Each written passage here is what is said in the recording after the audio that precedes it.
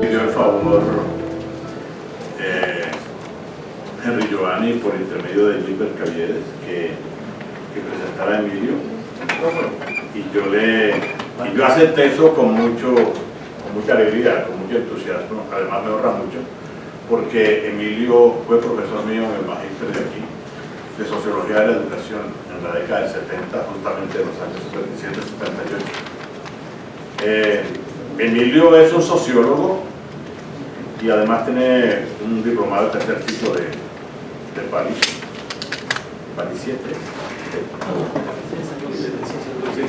Entonces, y vino aquí justamente en la década del 70 cuando las dictaduras del Cono Sur desataron una persecución a los intelectuales de las ciencias sociales en esa década, y se vino con otros, como Eugenio Ormiño, que viene de Chile, y Rubén Servini. En estos días leí un documento de Rubén Servini trabajando sobre el tema de equidad de género en la escuela primaria, un trabajo que hizo en Uruguay, Argentina y Chile, un trabajo reciente de hace unos 3 años. Y Emilio Tenti fue un intelectual aguerrido, ¿no es cierto?, que fue víctima de esa persecución. No solamente llegaron aquí a Colombia, a México llegó Néstor García Canclini, llegó otros intelectuales. Y de aquí, que eso no lo dice la hoja de vida, pero fue un hecho muy curioso y muy interesante, porque justamente al fragor del Estatuto de Seguridad de Turbay y de Camacho Leiva, a Emilio lo llamaron a la brigada en Regalo y tuvo que salir volando un día a otro a México. Evidentemente se vislumbra ahí, ¿no es cierto?, de lo que se ha discutido entre ellos, digamos, la necesidad de reformar los problemas de licenciatura aquí. Ayer un grupo de ahí, Mira Ochoa, decía que había que introducir elementos de economía de la educación, de política de la educación, ¿no es cierto?, en los programas de formación. Yo creo que estos elementos de este tipo, ¿no es cierto?, generan ese tipo de inquietudes y ese tipo de curiosidades intelectuales. Entonces, bueno,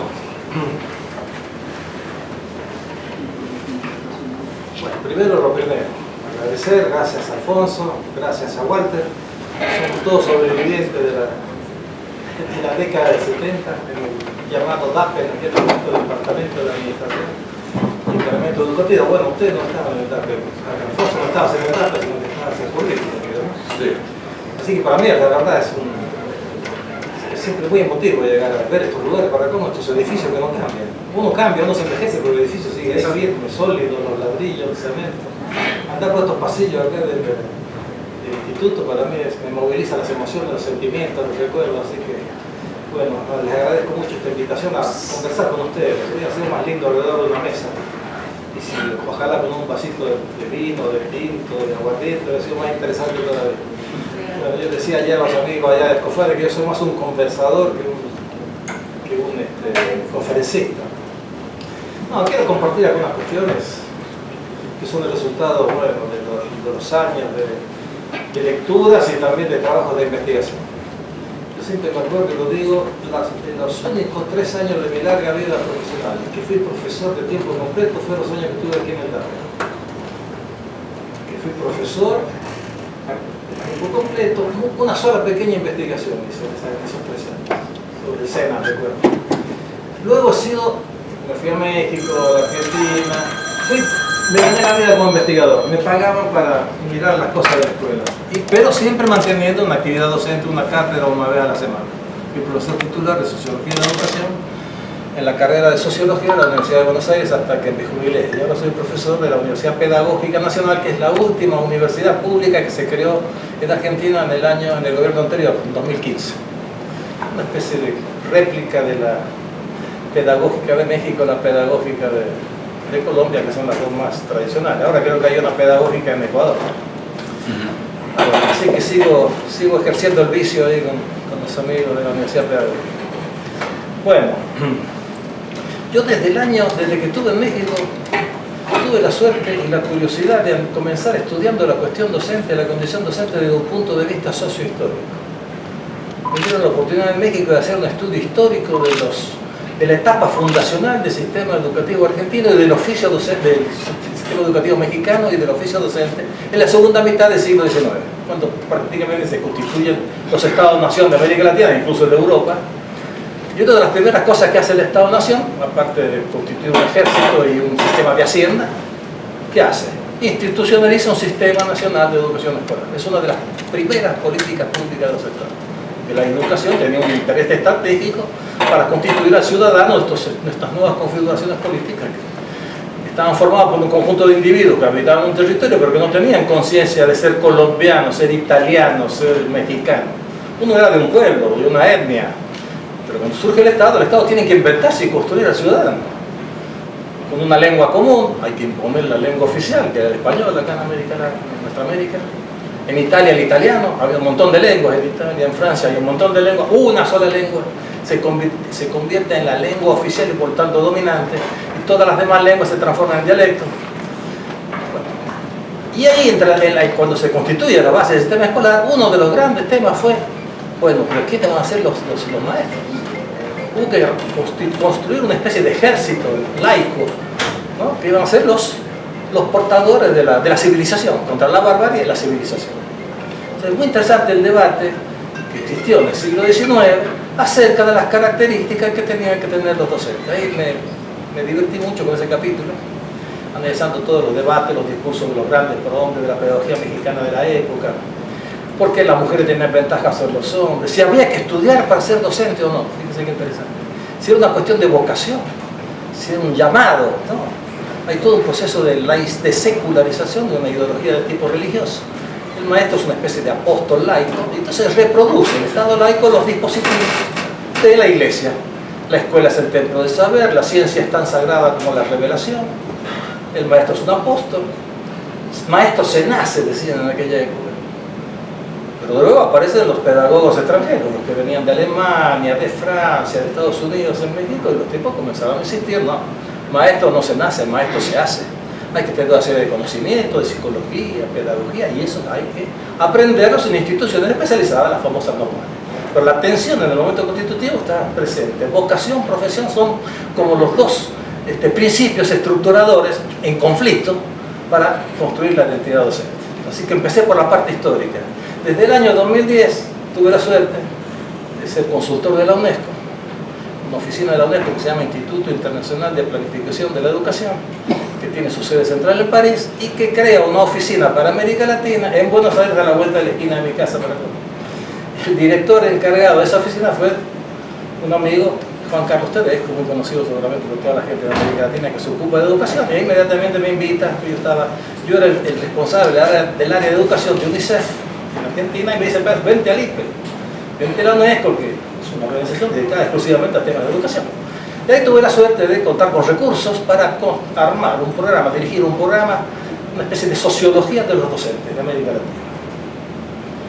Hicimos en el año 2000 la primera encuesta a una muestra nacional representativa de docentes de primaria y secundaria, de áreas urbanas de la Argentina, de público y de privado. Docentes de primaria, secundaria, sector público y privado, de áreas urbanas, que son más del 80% de la población argentina. Un cuestionario muy largo, 100 preguntas, como para tener una especie de mapa, tanto desde el punto de vista sociodemográfico, quiénes son, cuántos son, cuál es la estructura de edades, de qué procedencia social vienen, cuál es el capital escolar de los padres, son hijos de familia con alto capital cultural, cuántos son hijos analfabetos, cuántos son hijos de gente con primaria completa e incompleta.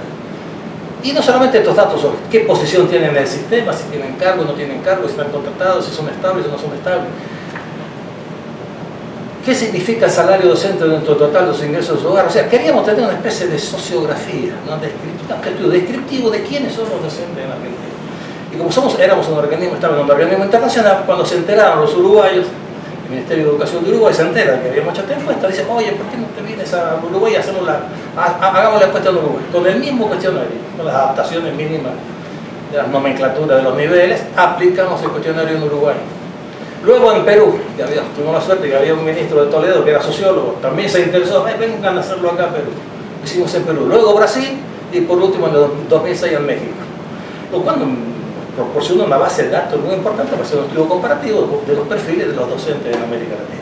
Pero yo venía con el background histórico, el análisis histórico, documental, de los debates de la etapa inaugural del sistema educativo mexicano, que es análogo a lo que sucedió en Francia, en Italia, en Argentina, en Brasil. La etapa es etapa asignada por el positivismo, bueno, más o menos que en Colombia, creo que sin ser un experto, acá no estudié mucho la historia de educación cuando estuve acá en Colombia. No tuve mucho tiempo de hacer investigación, acá me dedicaba a dar cursos de sociología de la educación y metodología de la investigación científica, que algo de eso vamos a hablar después sobre esta cuestión de la metodología de la investigación. Bueno, esa es mi trayectoria. Yo suelo decir un poco en broma, un poco en serio, que los docentes son como mi tribu. Han visto que los antropólogos se dedican a una tribu, estudiar una tribu realmente. Mi tribu, digo, son los docentes. Me interesa saber quiénes son, de dónde vienen, qué lugar ocupan en la sociedad, están en clase, cuántos son de clase alta, media, baja, qué aspiraciones. Y lo muy importante, en el cuestionario hay muchas preguntas de opinión, de actitudes, de posicionamiento acerca de problemas importantes que tienen que ver con la identidad docente. ¿Qué piensan de la juventud actual? ¿Cuántos discriminan? A los extranjeros, a los homosexuales, a los pobres, a los viejos. Sí, hay preguntas. ¿Qué piensan de cuáles son los fines prioritarios que tiene que tener la educación básica? Yo no encuentro con una diversidad. Después de ahí uno no puede hablar de los docentes argentinos ni de los docentes colombianos, porque hay una gran diversidad en términos de actitudes, edades, condiciones de trabajo, posición social, opiniones, expectativas. Se rompe esta idea de que uno puede predicar una serie de características acerca de algo tan complejo que son 1 millón de docentes argentinos. Hay de todo, hay rico, hay pobre, de clase alta, clase media, gente, docentes que tienen ingresos por debajo del nivel de la línea de la pobreza, otros que son las esposas de la gente más rica del país y son docentes también, en fin. O sea, un poco era lo que pretendíamos con este estudio, era romper con esta especie de indiferencia por las diferencias, por las generalizaciones abusivas, porque cuando no hay conocimiento, el vacío de conocimiento se reemplaza con prejuicios. Bueno, así que tuve esta suerte. Lo que yo les cuento es esta especie de... es una síntesis nunca acabada, porque uno más se mete en un tema, más dudas tiene, más complicado se te vuelve. Bueno, pero quiero compartir algunas de estas preocupaciones. En primer lugar, una pregunta que hay que hacerse es: ¿cuál es la particularidad que tiene este oficio? Yo lo llamo oficio porque incluso hay una lucha por el nombre. Hay una lucha, ¿qué son? Son trabajadores. Los docentes son muchos sindicatos. Aquí se llaman educadores, no, FECODE, pero por ejemplo en México es el Sindicato Nacional de Trabajadores de la Educación.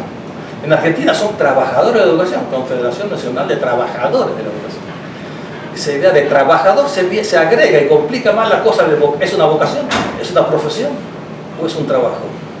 Está todo mezclado. Y esto es un tema de lucha. Son funcionarios, son profesionales, son trabajadores. Entonces como me interesa más la lucha, ¿no? Yo no creo que sea la ciencia el que va a definir cuál es la verdad de las cosas sociales. La verdad de las cosas sociales está en lucha. Es un tema de conflicto en la sociedad. Y uno como sociólogo, como intelectual, lo que quiere entender es la lógica de esa lucha. ¿Quiénes son los que dicen que son trabajadores, entonces no son profesionales? ¿Qué interés hay detrás? Aquellos que dicen que son profesionales, ¿qué actores sociales se identifican? ¿Qué estrategias despliegan cada uno de los actores? ¿Cuáles son las relaciones de fuerza? Me interesa más esa lógica. Después, como ciudadano, obviamente, yo también tengo derecho a opinar. Si yo digo, no, son profesionales, lo digo yo como ciudadano, no es que la ciencia va a decir si son profesionales, son trabajadores, si son cuasi profesionales, si son apóstoles. Sí, me interesa más la lucha por... Entonces yo parto de una pregunta simple, tratando de sintetizar un poco los debates que he tenido. Obviamente que esto es un trabajo colectivo, yo coordiné el trabajo, pero he trabajado con un equipo de 5 o 10 personas en cada uno de los países donde hicimos los estudios, lo cual me ha enriquecido el trabajo colectivo con los colegas. Una pregunta que me dice, bueno, a ver, si tuviera que decir cuál es la particularidad que tiene este oficio, yo hablé de oficio, sino condición. Yo escribí un libro que se llama La condición docente, justamente para poner algo neutro. La condición docente, análisis comparado en Argentina, Brasil, Perú y Uruguay, de los 4 países que conocemos. Bueno, ¿cuáles son las características de esta actividad, de este oficio, que lo diferencia de otros? ¿En qué se diferencia un docente, un médico, un ingeniero, un abogado? Y no hay una diferencia. Entonces me había obligado a pensar en una serie de características. son un conjunto de características que hacen a la particularidad que tiene este oficio. En primer lugar, es un oficio extremadamente numeroso, es de lo más numeroso que existe en la sociedad actual. En Argentina los docentes son el 8% de la población económicamente activa del país. Solamente los docentes del sistema escolar formal, porque si uno cuenta los que enseñan tango, salsa, inglés, computación, enseñan a conducir vehículos, o sea, hay un montón de gente en la sociedad que vive de la enseñanza, cocina, gastronomía, pero solamente los docentes de inicial, primaria, secundaria, superior son más de 1 millón y son el 8% de los empleados en Argentina. O sea, son 10 veces más, en términos más o menos lo mismo casi en todos los países de América Latina, son 10 veces más los docentes que los médicos. Este solo de la cantidad ya es un desafío. Es un desafío de formación inicial, es un desafío de la formación permanente. ¿Cómo hago formación permanente de 1 millón de personas? ¿Quién van a ser los genios que van a formar el 1 millón de personas que están trabajando en el sistema? Digo, tiene ya de por sí es una característica de este oficio. Es un oficio fundamentalmente femenino. 80% de los de primaria en América Latina son mujeres. Esta es otra característica que no nos debe dejar indiferentes. Hay muchas cosas, características, problemas que tiene este oficio que se deben al hecho que es un oficio femenino. Tenerlo en cuenta, que ir sumando, entonces la cantidad es femenina. Otra cosa muy importante, tenemos historia. No somos como los licenciados de administración, que tendrán, no sé, yo recuerdo en Argentina esa profesión nace en los años 60, la licenciatura de administración, aparece en Argentina en los años 60. El oficio este es viejísimo, nace con el Estado moderno, y nosotros, esa historia pesa. No es lo mismo formar parte de un colectivo profesional o de oficio reciente que de un oficio antiguo, porque la historia pesa dentro de nuestras conciencias. Decía Durkheim una frase muy interesante, decía, ¿qué es el hombre de hoy comparado con el hombre de ayer que todos llevamos adentro? Y muchas características de los docentes actuales en América Latina, sus preferencias, orientaciones, maneras de concebir la ciencia y lo científico, manera de concebir a los jóvenes, a las nuevas generaciones, corresponden casi a paradigma del siglo XIX, el momento fundacional. A mí ese estudio histórico que hice en México en el XIX me ayudó a entender muchas características desde el punto de vista subjetivo de los docentes mexicanos de hoy. Somos todos herederos de una historia, más aún cuando no somos conscientes de esa historia incorporada que tenemos cada uno de nosotros. El hecho de tener historia, entonces, es otra característica particular del oficio. Uno va sumando y se va perfilando algo que es particular de nuestro oficio. ¿Qué más? Hay otra característica que hace que sea un trabajo extremadamente complejo. Yo suelo decir que es mucho más complejo que el trabajo del ingeniero, que el trabajo del médico. Un médico, si hay algún médico, compañero médico acá, por ahí se me puede enojar, pero los médicos, en la mayoría de los casos, los problemas que tienen que resolver son problemas relativamente estables. Imagínense un cardiólogo. Los problemas de los cardiólogos, los problemas cardiológicos son más o menos los mismos. Se te tapa la arteria. El problema está quieto y ellos ¿qué hacen? Tienen la suerte, la posibilidad de acumular. Cada vez tienen mayores tecnologías para conocer mejor el problema. Antes tenían, qué sé yo, los rayos. Ahora tenemos una cámara que te meten por adentro, te ven. O sea, pueden diagnosticar, conocer mejor los problemas. Cada vez tienen más herramientas para conocer el problema que tienen que resolver. Y al mismo tiempo, como el problema está quieto, cada vez tienen mayores tecnologías de intervención. Nuevos fármacos, nuevas estrategias de cirugía que te meten ahora por la vena, ¿no? Te meten un suplemento en una arteria como tengo yo. Me di cuenta en un día, me metieron, no hay que abrir, nada. O sea, ellos tienen los problemas quietos, acumulan conocimiento para diagnosticar y acumulan una estrategia de intervención. Al docente, no es el único en la sociedad, pero a los docentes nos cambian permanentemente los problemas que tenemos que resolver en las aulas. Cambian permanentemente los chicos, los adolescentes, las culturas adolescentes, las modas. Llegó el celular a la escuela y dice, ¿ahora qué hago con el celular, profesor? Yo hablo mucho con docentes, con directivos, porque todas estas investigaciones yo he pensado que los docentes tenían que ser los primeros usuarios. Mira, así los veo yo, así se ven ustedes desde lejos. Entonces voy mucho a México, en Uruguay, en Argentina, me la paso hablando con docentes, contando los resultados de estas investigaciones. Entonces generalmente me consultan, creyendo que soy un pedagogo. Mire, profesor, ¿qué hago con el celular? ¿Qué hago con el celular? ¿Qué sé yo? ¿Qué sé? El celular antes no existía. Cuando estudiaste en el instituto con tu facultad, ni siquiera hay mucha investigación todavía sobre el impacto del celular. ¿Qué hago con el celular en la escuela? Es un tema nuevo. Eso le altera la vida a los docentes, le complica la vida. ¿Qué hago? Ahora muchos niños han visto los cambios que ha habido en las familias. La flexibilización de las configuraciones familiares.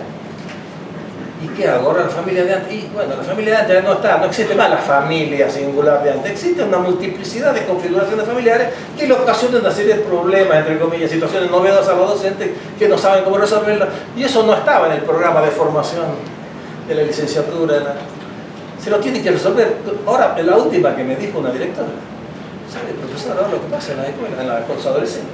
Los chicos hacen el amor en la escuela, se abrazan, se besan, ¿y qué hago? Cambia las cosas, fíjese, un pequeño cambio de costumbre, para mí todavía una especie de pansexualización, una sobresexualización, y ¿qué hago yo en la escuela? Y eso no lo estudiaste en el Instituto de Formación. Y permanentemente se le presentan situaciones novedosas, la violencia, que la droga, o sea, no es que los problemas están quietos, los problemas son cada vez, son novedosos y en forma, digamos, acelerada, cambian los problemas y entonces el docente tiene la sensación que siempre se encuentra con un conocimiento que no está adecuado a la complejidad de las situaciones que tiene que resolver. Por eso hay tanta demanda de actualización y pagan, en Argentina pagan cursos para creer con el afán de encontrar herramientas, soluciones, que alguien les dé la solución a situaciones extremadamente novedosas. Esto lo hace particularmente difícil el oficio. Y por último, otra característica, pueden haber más, digamos. Yo llegué hasta acá, si ustedes me ayudan a alargarlo y entonces perfilar mejor la particularidad, hay una característica muy distinta que justamente tiene que ver con el modo de aprendizaje de este oficio. Este oficio se aprende de un modo muy distinto a cómo se aprende la ingeniería o la medicina. Es muy original la manera de aprender el oficio de enseñanza. El muchacho de 18 años, la muchacha de 18 años que va y se inscribe a la facultad de ingeniería acá en la universidad, en su vida jamás pisó una fábrica. No sabe lo que es una cadena de montaje, lo que es un sistema robotizado de producción de artículos en serie. El tipo que va a estudiar medicina, la chica o el chico de 18 años, capaz que nunca entró a un hospital. Es un tipo, normalmente los jóvenes son sanos, salvo que haya ido a visitar al abuelo. Estuvo internado, habrá ido un día, 2 veces al hospital. Nunca entró a un quirófano. Ahora el muchacho o la muchacha, ustedes acá veo gente joven ahí. Ustedes llegan a la licenciatura en profesorado de primaria o de física, de química. Ustedes están en la escuela desde los 5 años, o los 4, ahora empiezan a los 4 en Argentina la escolaridad. O sea que a los 18 años ustedes tienen 14 años de experiencia de lo que es el trabajo, de lo que es trabajar en la escuela, de lo que es enseñar. Es impresionante, es como si un estudiante de medicina hubiera estado 14 años metido en un hospital, en un quirófano. Es imposible. El estudiante de ingeniería había estado en la fábrica, recién al segundo o tercer año lo llevan a la fábrica a hacer una práctica para ver cómo funciona el sistema, la producción de, no sé, de autos, de escobas, qué sé yo, no sé. El estudiante de una carrera docente viene con un saber práctico, pero no es un ignorante, quiero decir, no es un ignorante, no es como el estudiante de medicina o el estudiante de ingeniería. Ese sabe mucho de qué significa ser profesor. ¿Qué significa dar clases? ¿Qué significa corregir? ¿Qué significa ordenar el aula? ¿Qué significa disciplinar? Dar tareas. O sea que nosotros, ustedes lo saben ustedes, como alumno uno aprende a enseñar. Ese aprendizaje es un aprendizaje muy poderoso. Es inconsciente, es no consciente. Uno cree que el alumno de matemática aprende matemática. No, cuando estás aprendiendo matemática, estás aprendiendo también a enseñar matemáticas. El alumno de filosofía acá, que no hace docencia, que no está haciendo la carrera de profesor de filosofía, es filósofo. Ese, cuando estudia filosofía, está aprendiendo también a enseñar filosofía, por imitación. Esos son los primeros aprendizajes, los trucos prácticos del oficio, se aprenden siendo alumno. Es un aprendizaje muy denso, muy sistemático. Y más fuerte mientras más inconsciente es. Luego se entra a la institución formadora formal, a la licenciatura, a la normal, en Argentina se llaman institutos de formación docente. Y ahí se aprende otra cosa, ahí se descubre la bibliografía. Ahí se aprende la pedagogía escrita, las teorías, los conceptos, las definiciones, las categorizaciones, los esquemas de clasificación, las corrientes, la corriente A, B, C, corriente filosófica, corriente sociológica, corriente pedagógica.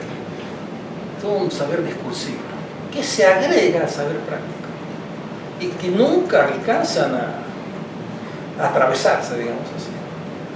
Estos dos modos de aprendizaje son como paralelos y creo yo que están en la base, es un dato para mí, ¿no?, de las explicaciones posibles, de la eterna centralidad que tiene la eterna discusión entre la teoría y la práctica. Hay que integrar la teoría y la práctica.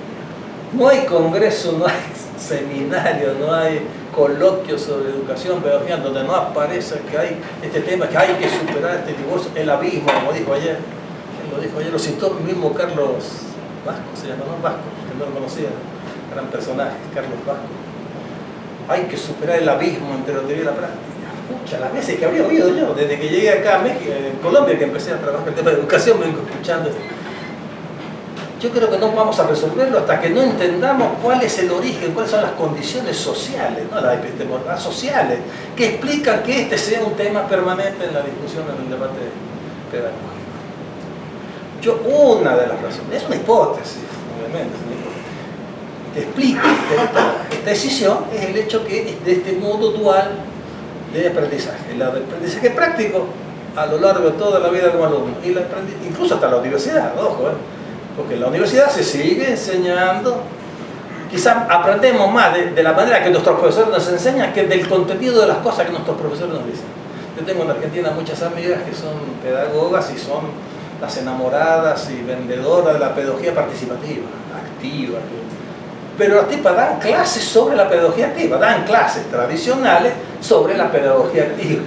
Dan hermosas conferencias directivas contra el no directivismo, fíjense qué interesante. O sea, que están haciendo lo contrario de lo que están diciendo.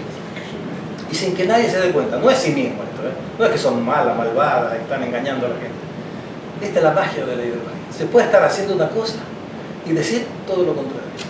Hacer una hermosa conferencia directiva, bien en un trono, así, no estoy yo acá, contra el no directivismo, contra la lección, contra la pedagogía frontal. ¿Cómo puede ser esto, no? ¿Cómo puede ser que esté diciendo lo contrario a lo que está haciendo y no se da cuenta ni el público ni lo que lo dice, ni el que lo dice? Yo creo que esto tiene que ser objeto de reflexión en los sistemas de formación docente. No podemos considerar al muchacho o la muchacha que inicia la licenciatura como un tipo que no sabe pedagogía. Sabe pedagogía, sabe enseñarla. Entonces hay que hacer consciente lo que es implícito. La manera de liberarnos de la historia es a tomar conciencia de la historia. Si nosotros queremos romper ese círculo vicioso de la reproducción de la clase frontal, mira que es antigua la pedagogía no directiva, antiquísima. Ya en el siglo XIX, a mí me sorprendió, por ejemplo, en México, la modernidad de las teorías pedagógicas. Los pedagogos en siglo XIX, uno lo leo y no le dice al alumno de qué época es, y puede creer que es el último pedagogo español de moda que viene con la gran pedagogía activa, que hay que centrarse en el interés del alumno, que hay que partir del lenguaje del alumno, todas cosas que parecen súper modernas, ya son del siglo XIX. O sea que la pedagogía moderna como discurso es muy antiguo. Sin embargo, las prácticas reales de los docentes siguen siendo muy tradicionales. Se da clase y se rompe. Incluso todavía hay profesores en Argentina de primaria que dictan. Dictan, tipo, ya se inventó la imprenta, está el libro. ¿Qué estás dictando?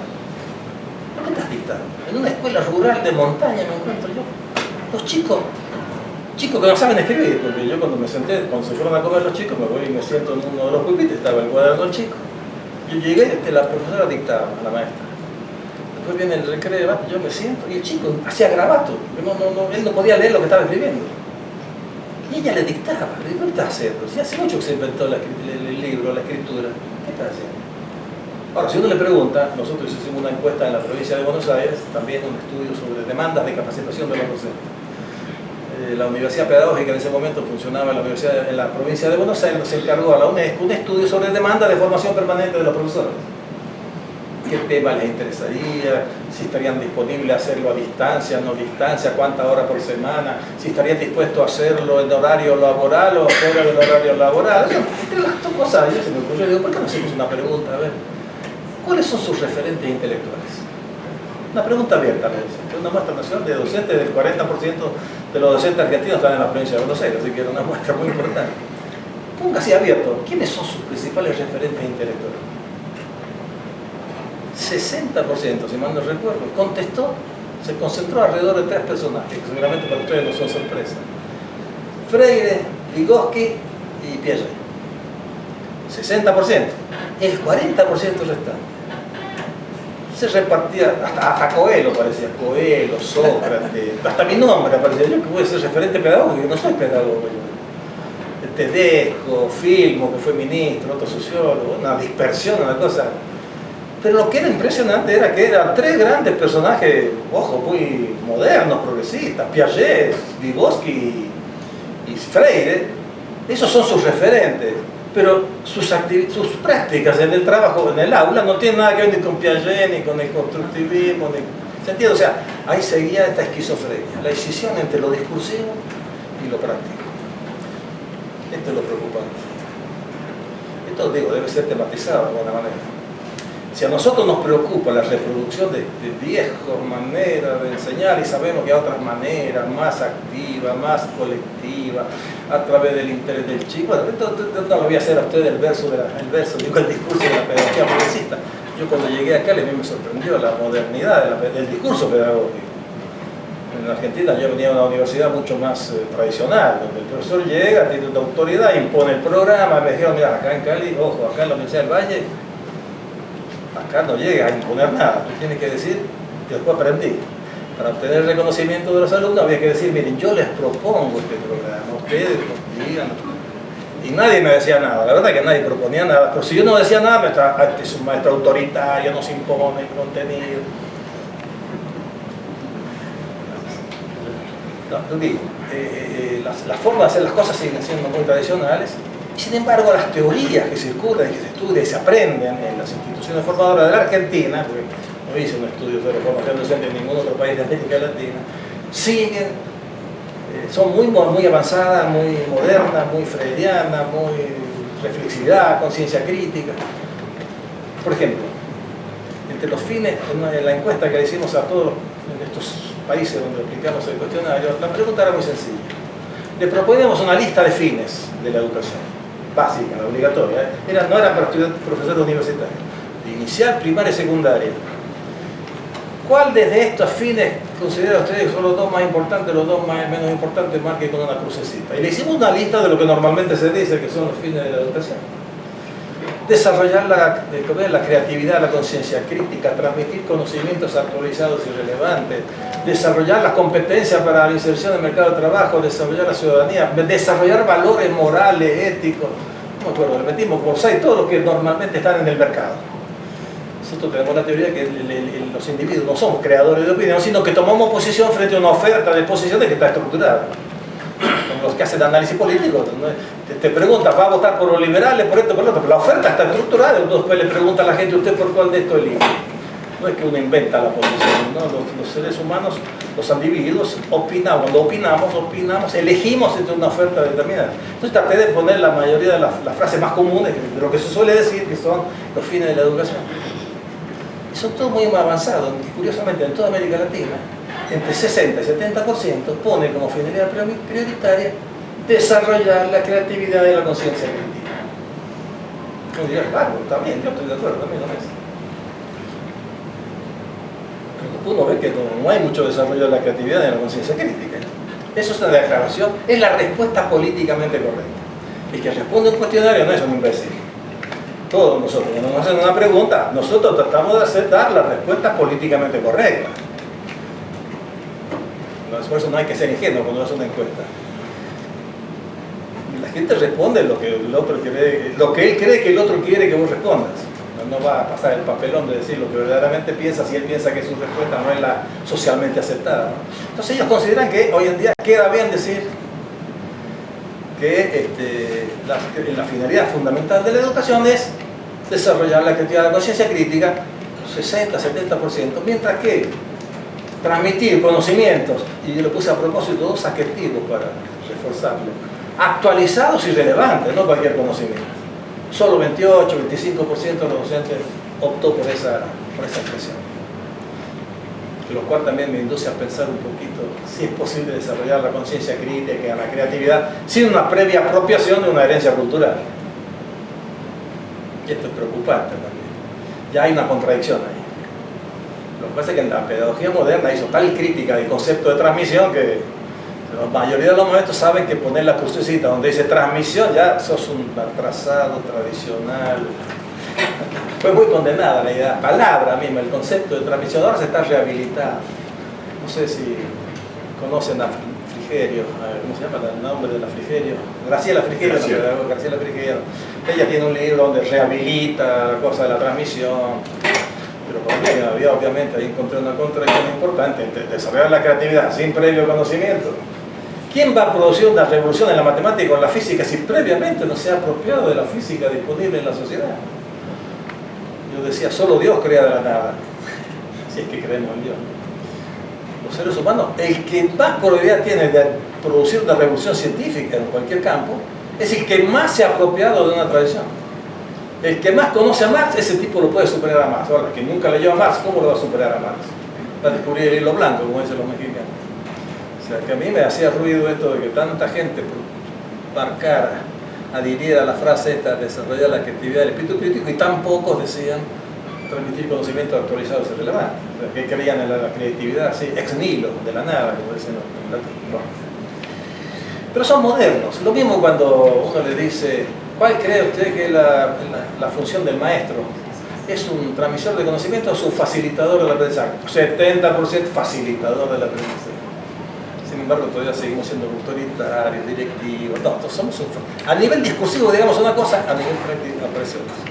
O sea, sería más optimista si uno viene y yo le dijera, mira, ¿quieres saber cómo son los docentes argentinos? Mejor mirar la encuesta, porque si lee la encuesta va a ver, che, qué barro, todos están con la creatividad, el espíritu crítico, el maestro es un facilitador, pero en las aulas no son así. ¿Se entiende? Ahí está este desfase entre el discurso explícito y la práctica real en las aulas. Este es un problema para mí. Para no seguir alargando el verso y podamos dialogar y discutir, hay otro problema que tiene que ver con... En primer lugar, entonces no considerar al estudiante, al que se inicia en una carrera de formación docente, como que no sabe pedagogía. No sabrá ingeniería, no sabrá cirugía, pero que pedagogía sabe y mucho, tiene un conocimiento práctico muy importante. Pero no solamente tiene un conocimiento práctico, tiene conocimiento teórico. Entonces quiero discutir también el concepto de teoría. ¿Qué entendemos por teoría cuando decimos que hay un abismo entre la teoría y la práctica? ¿Qué entendemos por teoría? Tenemos que sospechar a veces de las palabras que pronunciamos, a veces en forma muy reflexiva. Y discutamos lo que parece obvio.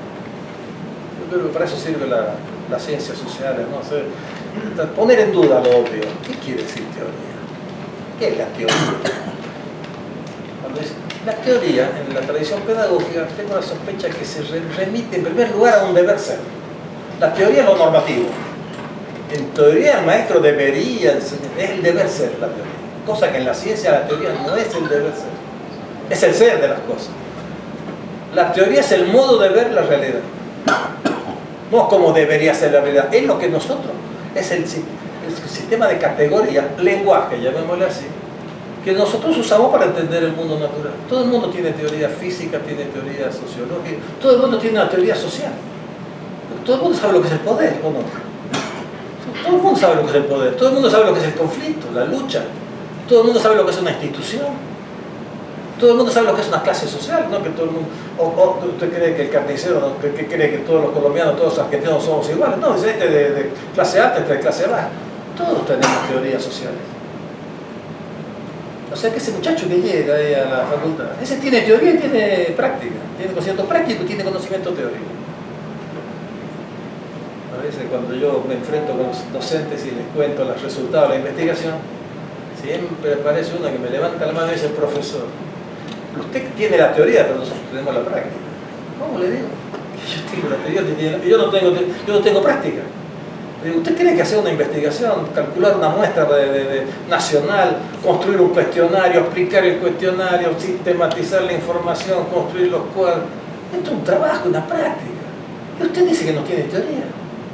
Usted tiene teoría, usted tiene teorías pedagógicas, tiene teorías políticas, tiene teorías sociales, porque usted tiene un lenguaje, usted tiene un modo de entender las cosas de la sociedad. Usted tiene teoría, yo tengo práctica. Fíjese qué interesante. No, usted tiene la teoría, nosotros tenemos la práctica. No hay problema de teoría y práctica. Porque esta es otra confusión que hay que aclarar. Para mí entonces la teoría es el lenguaje, no es eso que está escrito en los libros. La teoría es el modo que tenemos cada uno de nosotros de entender los problemas de la educación. Pero aquí tengo que meter en la bolsa de la crítica a la metodología de la investigación. Aquí vuelvo a mis recuerdos del profesor que daba cursos a mansalva de metodología. Yo daba 3 cursos por semestre, ¿no? El mismo semestre daba 3 cursos paralelos para la licenciatura en química, no sé, física, aquí en la Universidad del Valle, para la de filosofía, para 3 licenciaturas. Yo daba metodología de investigación. Toda la semana me la pasaba dando cursos de metodología de investigación. ¿Y qué dicen los manuales de metodología de investigación? Las famosas etapas de la investigación. ¿Se acuerdan lo que es? Primera etapa, ¿cuál es? Definición del problema. Segunda etapa, marco teórico. Terrible, el concepto de marco teórico. O sea que yo defino el problema de una manera, después le pongo un marco teórico. La teoría como marco teórico es horrible. Si uno lo piensa, si es marco, es algo exterior. Yo primero defino el problema, después le pongo un marco teórico. ¿Se dan cuenta de lo que...? No hace falta hacer mucha epistemología para darse cuenta que es un absurdo eso. Y está en todos los manuales de gringos de metodología de la investigación. De paso, la metodología de la investigación como conjunto de saberes que está en un programa que ahora se han convertido en una especie de requisito en Argentina para que te aprueben una licenciatura. Si fue licenciatura en turismo, tiene que tener una materia que se llama metodología de la investigación en turismo. Punto. Trabajo social, metodología de la investigación en turismo. Se ha convertido en la sopa, en toda sopa curricular tiene que estar la materia de metodología, si no, no puede ser licenciatura universitaria. Bueno, y ahí nos enseñan a distinguir el problema del marco teórico. Yo le dije a mis alumnos siempre, hace mucho, desde México, la esposa de un amigo mío, colombiano, me dice, mira Emilio, ya terminé la investigación, ¿me podés aconsejar qué marco le pongo? ¿Qué marco teórico le pongo? Como si un pintor me dijera, mira, ya pinté la tela, ¿qué marco le pongo? Le pongo un marco clásico, neoclásico, barroco, algo exterior. La teoría como algo exterior al objeto, casi es un adorno. No digo, cuando tú planteas una pregunta, un problema, ahí está la teoría, en tu lenguaje está la teoría. La teoría es el modo de ver que tiene las cosas, de las cosas sociales o de las cosas de la educación. Entonces hay que hacerla explícita esa teoría. Yo digo, todos tenemos teorías sociales, pero a mí, soy sociólogo, la sociedad me paga para hacer análisis social, yo tengo la obligación de tener un lenguaje sistemático, formal y coherente. Yo no puedo usar el concepto de Estado como lo usa el taxista. Para el uso del taxista, él sabe lo que es el Estado.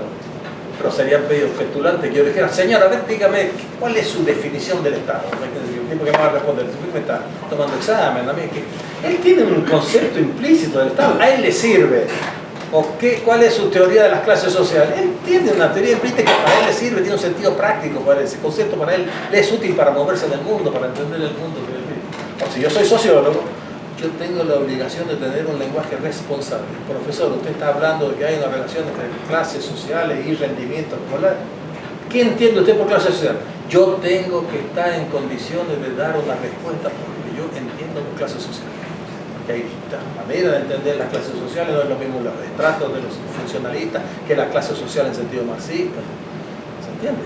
Yo no puedo tener el concepto de clase que usa el hombre de sentido común que le sirve para moverse en el mundo, para distinguir que hay gente que está arriba y gente que está abajo en la sociedad, que no estamos todos iguales. Él tiene una teoría, la tiene aproximada, la tiene. Para él, para sus necesidades prácticas, funciona perfectamente bien. Incluso puede ser contradictorio, porque en algún momento el taxista te puede decir, el Estado lo manejan los ricos, los poderosos, y después a los 7 kilómetros el tipo te dice, no, pero el Estado debería atender el interés general. Me dijiste que el Estado es el instrumento de clase dominante, ahora me decís que es el lugar donde se realiza el interés general, el interés del bien común. Él puede ser contradictorio, pero si yo soy sociólogo y me pagan para hablar de cuestiones sociales, yo tengo que adoptar una. Si digo que el Estado es el instrumento de la clase dominante, o expresa la relación de fuerza que se da entre los distintos actores de la sociedad se expresan dentro del Estado, por lo cual el Estado tampoco es una cosa monolítica, hay dominante y dominado dentro del Estado. Bueno, yo tengo que ser coherente luego con esa definición. No puedo cambiar la página 10, decir que el Estado ahora solamente expresa los intereses de una clase, o representa el interés general, abstracto, según la ideología liberal. ¿Se entiende? Esa es la única diferencia que en teoría tenemos todos.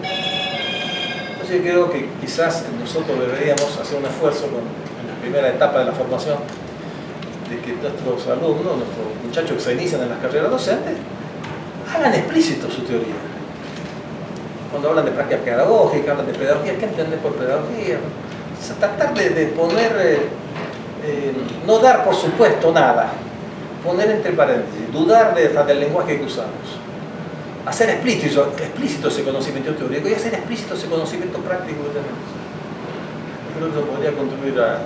Entonces, romper nuestra idea de que si al finalizar la licenciatura o la maestría nos cuesta horrores que los alumnos definan un proyecto, hagan un proyecto de investigación. Es difícil, ¿eh? No, pero tengo el manual que dice que primero hay que definir el problema. Y bueno, seguí el manual, nunca te va a decir cómo se define un problema. No es un problema de metodología si los muchachos o las chicas no logran formular, o que nos cuesta, a mí mismo me cuesta formular un proyecto de investigación, hacer una pregunta interesante, coherente, de elaborar una estrategia. No es por culpa del profesor de metodología, es por culpa, entre comillas digo, culpa, del profesor de teoría que te enseñó la teoría como un discurso, como conocimiento hecho. ¿Hecho para qué? Hecho para ser reproducido, para ser enseñado, como si fuera un bien de consumo la teoría. La teoría no es un bien de consumo, es un medio de producción. La teoría es lo que me permite ver relaciones entre cosas que no podía haber visto sin la teoría. Es el modo de ver que tengo yo de las cosas. Entonces me tendría que seguir para hacerme preguntas. El de teoría me tendría que sugerir a mis problemas de investigación. Sin embargo, consideramos a la teoría como conocimiento hecho. ¿Hecho para qué? ¿Para qué estudiamos a Bourdieu? Y yo le enseño a Bourdieu a otro que a su vez, ¿qué hace cuando sabe Bourdieu? Se gradúa y después se lo enseña a otro. Yo se lo enseño a él se lo enseñará a otro y hacemos con Bourdieu, con Gramsci, con Piaget. La teoría está hecha para pensar, para reflexionar, para hacer preguntas interesantes. Por último tendríamos que decirle a los chicos, mira, hacer lo que hizo Foucault en Francia, hacer un estudio de la historia del hospital universitario, qué sé yo. Hacerte un estudio, fíjate qué relación hay entre el nivel social de los chicos y su familia, el capital cultural de los padres y el aprendizaje de los chicos en la escuela. A ver si es lo mismo que en Francia, si varía o no varía. Yo hasta que no leí Pigmalión en la escuela, que lo leí de grande cuando me fui de Colombia, fui a México y cayó en mis manos el libro de Pigmalión, de Rosenthal y Jacobson, Pigmalión en la escuela, el tema de las profecías autocumplidas en el aula. Jamás se hubiera ocurrido pensar que la relación, pero bueno, pasemos una pregunta, ¿cuáles son las categorías de clasificación que usamos los docentes para clasificar a los alumnos? Clasificar no ponerle nota, sino asignarle una identidad, categoría, este es el vago, este es trabajador, este es inteligente, este es burro, este es respetuoso, este es irrespetuoso, este es creativo, este es chato, este es brillante, Yo me di cuenta después de la importancia que tienen esas categorías, que las usamos para clasificar amigos, clasificar autos, clasificar ciudades. Eso a su vez nosotros lo clasificamos, tipificamos al chico, decimos este es burro, y después resulta que ese chico al final del año efectivamente tiene menos nota, aprende menos que el otro que clasifiqué como inteligente, como brillante. No me doy cuenta que yo luego la interacción, el modo de relacionarme con ese chico dependía de cómo yo lo había clasificado. Si yo tengo un tipo, un amigo, me presentan a alguien, no es un tipo confiable, lo clasifico en los dudosos, en los tramposos, los chantas, decimos en Argentina. Yo lo trato como chanta, y después lo hago chanta. Si yo le digo que este es burro, yo lo hago burro a él. En la profecía luego se ha autocumplido. Hicimos una investigación en México sobre esto, pero si yo te hubiera leído Rosenthal y Jacobson, nunca hubiera visto esa relación que hay entre estos prejuicios, estas categorías mentales que usamos para clasificar a los chicos y cómo eso impacta luego el aprendizaje de estos niños. O sea, eso es la teoría. La teoría te tiene que servir para decir, qué interesante. Entonces hicimos una investigación en México, la primera que se hizo en América Latina, creo yo, sobre la tipificación de los profesores de educación primaria y secundaria en México. Hicimos una muestra, no fue una muestra representativa, pero 140 docentes con una técnica donde podemos sacar, elicitar esos constructos mentales que tenemos todos, que son como parcitos de adjetivos, ¿no? Responsable, irresponsable, rápido, lento, respetuoso, irrespetuoso, y después hicimos un análisis clasificamos cuánto correspondían a características psicológicas de los chicos, cuánto remitían de estas categorías a comportamiento de los niños sobre los cuales yo puedo tener alguna intervención. Y aparecían diferencias con respecto a los docentes norteamericanos. O sea, nos insertamos en una tradición y nos hicimos una pregunta: ¿será lo mismo en México las categorías de los docentes mexicanos? ¿Serán los mismos de los docentes de los países de otra cultura anglosajona? Digo, hay como un ejemplo de que la teoría debe servir para pensar, para reflexionar, para hacerme preguntas, no simplemente para repetir, enseñárselo a alguien que a su vez se lo va a enseñar a otro. Esa fue la perversión pedagógica. Después vienen otras perversiones, por supuesto, el esquematismo. Creemos que la teoría sirve para el debate teórico, nos encanta el debate teórico, a los académicos. Como si en un debate teórico vamos a convencer al otro de que mi concepto de clase marxista es superior al suyo que de funcionalista. No vamos nunca a llegar a ningún acuerdo. El valor de la teoría no se dirime en el debate teórico, se dirime en el uso. A ver, tú produces conocimiento, haz una investigación con tu manera de entender las clases sociales. Yo hago la investigación con otra manera que tengo yo. A ver qué produce conocimiento más interesante, más plausible, más verídico, más rico acerca de la estructura social colombiana. Tú con tu teoría de la estratificación, que distinguís solamente por cantidad de posición de bienes. Hay muchos que tienen mucha plata, otros tienen menos, el otro no tiene nada. Es una distinción de esta teoría. Función de vista distingue a la sociedad, diferencia por la cantidad de posesión de ingresos. Es un continuo, no están los que tienen un montón de dinero abajo los que tienen nada. El marxismo te dice, no, las clases sociales son unidades, hay interrelaciones entre las clases. No se entiende los sectores, los proletarios sin los capitalistas. Los capitalistas explotan esto. No es que el capitalista, el burgués tiene más que el proletario. No, el burgués es burgués, el otro vende el proletario de la fuerza de trabajo. Ustedes saben. Bueno, hacerte un estudio de las teorías de las clases sociales según un esquema marxista contemporáneo, porque se ha enriquecido, la teoría de las clases sociales se ha enriquecido. Las de base marxista la han incorporado otros capitales. Y tú haces tu investigación con las teorías funcionalistas, la estratificación. No es que vamos a estar discutiendo acá en un seminario tu concepto contra mis conceptos, que no va a llegar a nada. Porque hemos creído que la teoría es para que nos entretengamos los intelectuales. La teoría usarla como herramienta. A ver quién hace conocimiento más interesante. Bueno, estas son las cuestiones. Por último, hay algo que es preocupante. Tiene que ver ya también con la formación de docentes. Yo le llamo la maldición de Solá. Tenemos que superar la maldición de Émile Zola. Émile Zola, si mi tocayo, era un escritor francés del siglo XIX, muy destacado. No había nombrado a Zola. Encontré un texto de Zola, que era un gran intelectual, muy reconocido. El tipo opina de los docentes en este texto. Fíjense qué terrible, que esto le llama la maldición de Zola, que acá se lo enseña. Que hay un problema de una falta de reconocimiento del docente como profesional, como intelectual. Un desprecio por parte de los universitarios respecto de lo que son los maestros.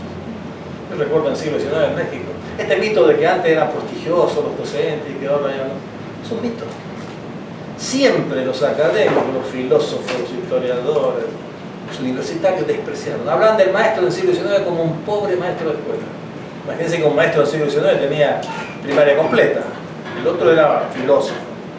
Pobre maestro de escuela. Después dicen, no, antes el maestro tenía prestigio. En los pueblos de Argentina, donde el promedio de escolaridad de los padres es primaria incompleta, el que es docente ahí es como Gardel, decimos nosotros, ya es un genio en el pueblo. Pero en la ciudad de Buenos Aires, donde yo mandé a mis hijos a la escuela, los padres de familia éramos todos universitarios, el maestro es un maestro. En Argentina, para que sepan, es el único país de América Latina, creo que queda, de los grandes, ¿no?, que no tienen nivel de licenciatura los docentes. Son graduados de los docentes primarios, son graduados de los institutos de formación docente, que son los herederos de las normales. Les cambiaron el nombre. En vez de normal se llama Instituto de Formación Docente. Tienen 4 años de estudio ahora, porque le han ampliado un año más. Pero no son licenciados. No pueden hacer maestría un maestro. Tiene que hacer un ciclo complementario con la universidad. Entonces imagínense, si en la escuela donde yo mando a mis hijos, la mayoría somos todos profesionales universitarios, obviamente que el maestro no tiene prestigio, no tiene, porque es relativo. Ahora si ese maestro se va a La Rioja, a la montaña, lugares donde el nivel de escolaridad es bajo, eso es tema relativo. Pero en términos generales, fíjense lo que decía Solá, que podemos decir, vean qué dicen los contemporáneos también. Émile Zola tiene un paso muy terrible. Cuando las relaciones de dominación son muy, ¿cómo diría yo?, evidentes, cuando el desequilibrio de poder entre lo dominante y lo dominado es extremo, los dominantes no se cuidan con el lenguaje, no usan eufemismos. Hoy los ricos no hablan de los pobres como pobres tipos, burros. En sus reuniones privadas sí.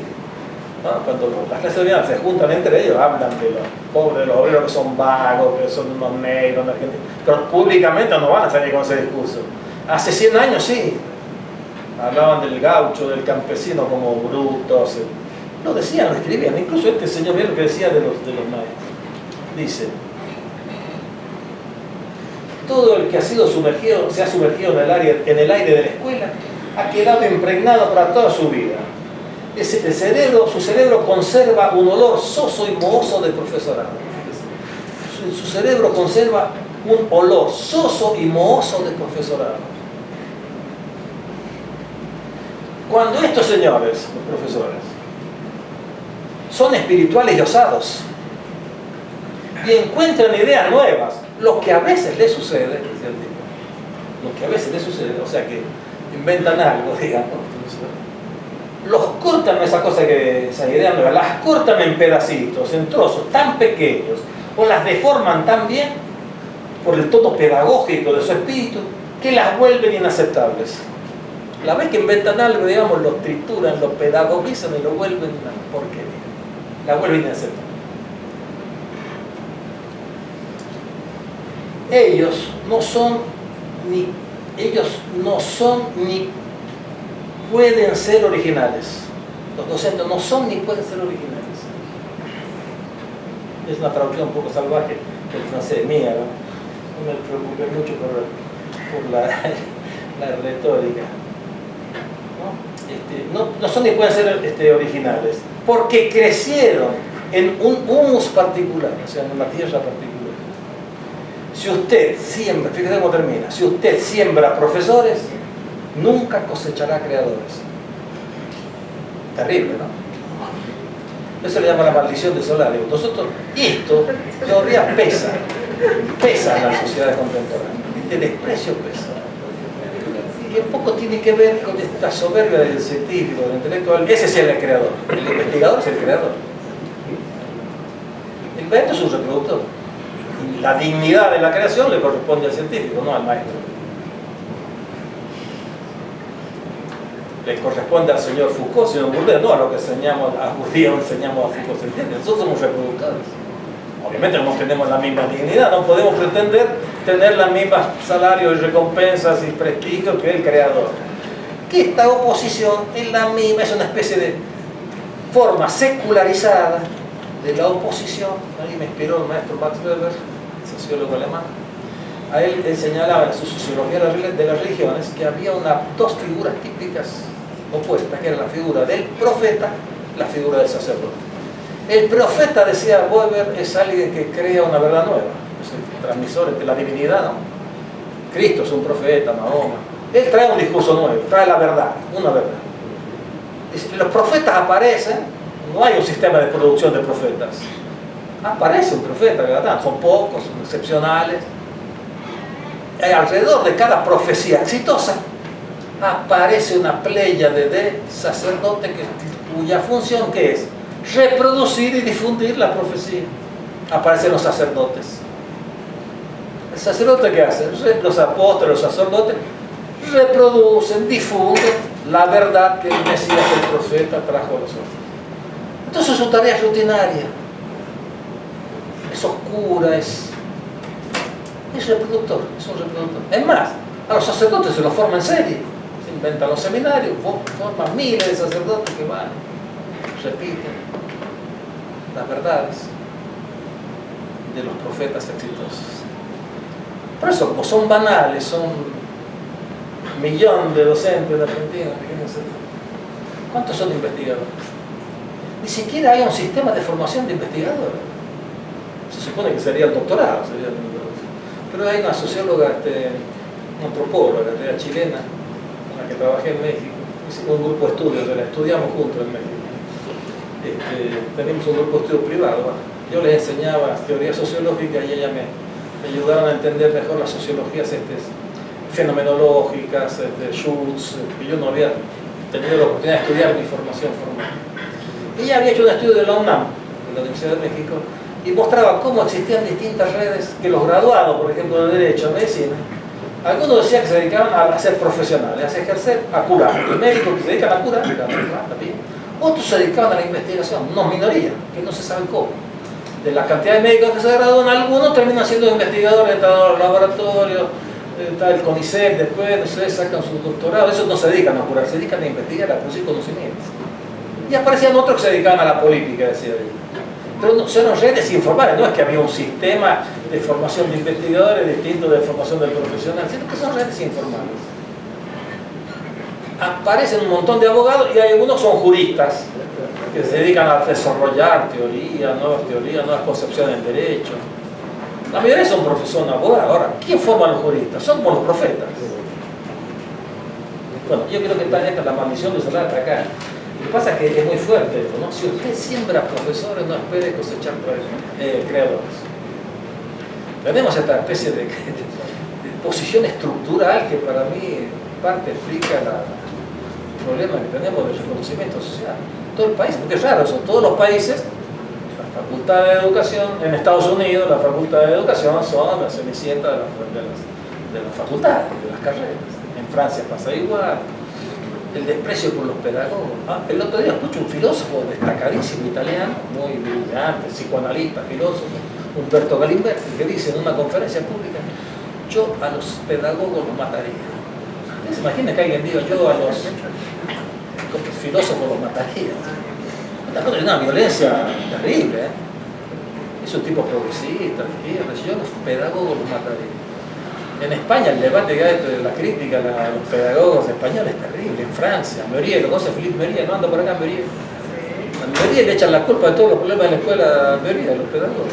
O sea, hay una maldición de Solar que hay que superar. Y por último voy a cerrar con algo que también fue una especie de afrenta, que nadie tomó el guante. La OECD, Colombia no está en la OECD, ¿no? México está en la OECD. Sí, vamos. No, hay miembros, ¿eh? ¿En pro ya? Sí. Y más desarrollado que la Argentina. Argentina no forma parte de la OECD. Sí. Países más ricos del mundo. Y Brasil está en remoto. Ajá. Sacó un informe en el año 2000 que se llama Knowledge Society and Knowledge Management. Sociedad del Conocimiento y Administración del Saber. Está en francés, en inglés, no sé si está en español. Terrible. Es el resultado de una investigación de los. ¿Cuál es la pregunta que se hace? ¿Qué tipo de conocimiento usan los profesionales de varias áreas? Según recuerdo, uno era la ingeniería, la microelectrónica, la medicina y la enseñanza, la docencia. ¿Qué conocimiento usa un médico? Entonces hicieron tenía varias partes del programa de investigación. Una parte del programa, recuerdo, era el análisis comparado de los currículos, de los programas de formación, de médico, de ingeniero, de pedagogo. ¿Y a qué conclusión llegaron? Que en varios países de Europa, ¿no? La Universidad de Palermo, la de Madrid, de Uppsala, compararon los currículos de formación de médico y encontraron que había diferencias en los currículos, pero que había un paquete de conocimientos que se estudiaban tanto en la Facultad de Medicina de Palermo, la de Uppsala, de Madrid, que un 70%, no me acuerdo cuánto que era. Después había particularidades, tal universidad enfatizaban las enfermedades tropicales, la otra la de las gastrointestinales, pero que para ser médico había un conjunto de saberes que estaban en todas las hojas curriculares de las distintas universidades que habían tomado la muestra. Cuando analizan la currícula de formación docente se encontraron con una heterogeneidad de saberes. Uno podía estar Freire, el otro no estaba Freire, no estaba Piaget, otro no estaba Piaget. O sea que no había un consenso acerca de cuáles son los conocimientos. Uno estudia economía también, no puede ser que un muchacho que se gradúa en economía no conoce a Keynes, no conoce a los neoclásicos, tiene que conocer a Keynes. Un sociólogo que no conozca a Marx, a Durkheim ni a Weber, es raro. Después con los contemporáneos puede ser que conoce a Guinness pero no leyó Bourdieu, o no conoció a Elías, eso dependerá de cada. Pero que los tres clásicos tienen que estar en todas partes. Entonces puede ser sociólogo sin haber leído todos los tres grandes personajes, dos alemanes y un francés. En cambio mostraban ahí que, bueno, ¿cuál era la conclusión? Que no había consenso acerca de cuáles son los conocimientos fundamentales que sí o sí tiene que tener un profesional de la educación. Esto en este estudio que yo hice sobre las tipificaciones de los maestros de educación básica, o sea, cómo tipificaban a sus alumnos, maestros de educación básica, en México y en Estados Unidos, porque nosotros modificamos la técnica de la observación, modificamos el concepto de tipificación, para nosotros tipificación es la manifestación del hábitus pedagógico. Yo soy sociólogo burgesiano, digamos, yo usé el concepto de hábitus que en Estados Unidos yo no. Usar una categoría de tipificaciones que de un antropólogo norteamericano. Pero vean, la materia empírica era parecida. Fíjense qué curioso, en México ninguna de los docentes entrevistados utilizó una categoría de clasificación científica que correspondiera con una teoría de la evolución de lo psicológica de los niños. Nadie puso, por ejemplo, alumnos autónomos heterónomos. Todo era rápido, lento, inteligente, burro, disciplinado, indisciplinado. Todas categorías de sentido común. Donde estudiaron psicología del aprendizaje. Su conocimiento, el conocimiento que ellos tenían de los alumnos, que lo usaban, era un conocimiento muy de sentido común. En serio, ni siquiera saqué, yo que no soy pedagogo, sé que creo que es una categoría piagetiana, ¿no? El autónomo heterónomo. No, eso no aparecía por ningún lado. O sea que el conocimiento que usaban los docentes y los norteamericanos igual.